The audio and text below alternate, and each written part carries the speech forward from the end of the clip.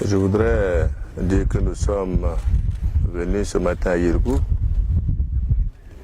pour de visu constater l'ampleur des dégâts aussi bien humains que matériels qui ont été commis dans ce village et des villages alentours appartenant à la commune de Barsalgo et à la commune de Arbinda. Comme vous-même vous l'avez constaté, la rencontre que nous avons eue avec la population ce matin visait à dire que rien, absolument rien, ne peut justifier cette violence meurtrière. Le Burkina Faso est un seul peuple. Nous sommes unis. Et notre pire ennemi, c'est le terrorisme. Nous ne pouvons pas faire l'amalgame.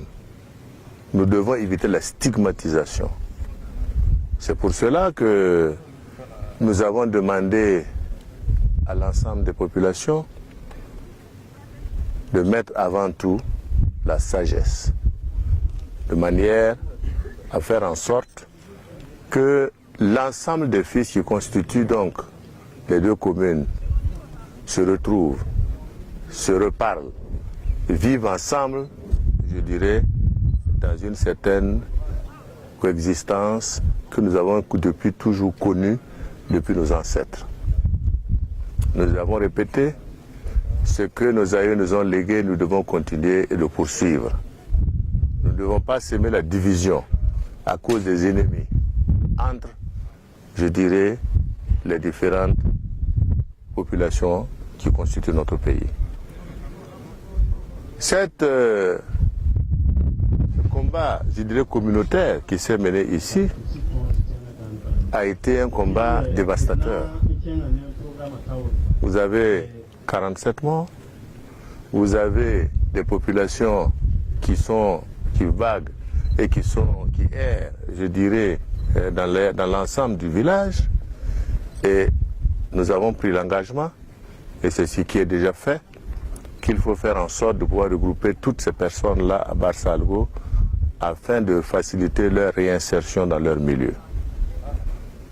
L'occasion nous a été donnée également de visiter quelques maisons qui ont été brûlées, de rencontrer des populations qui sont revenues sur le site, que nous avons encouragées à rester.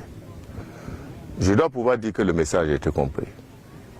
Je voudrais inviter tous les Burkinabés sur l'ensemble du territoire à faire en sorte que de tels actes ne soient pas réitérés.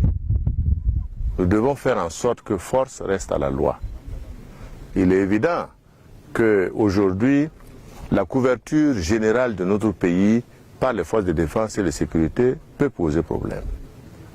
Mais d'ores et déjà, des dispositions ont été prises dans cette localité pour que la sécurité puisse être renforcée en faveur des populations, pour leur donner l'assurance qu'ils peuvent se réinstaller, pour leur donner l'assurance qu'ils peuvent recommencer à vivre ensemble et que nous devons nous dépasser pour pouvoir combattre l'ennemi qu'on a, que le terrorisme. Nous ne devons pas laisser le terrorisme créer entre nous des questions communautaires.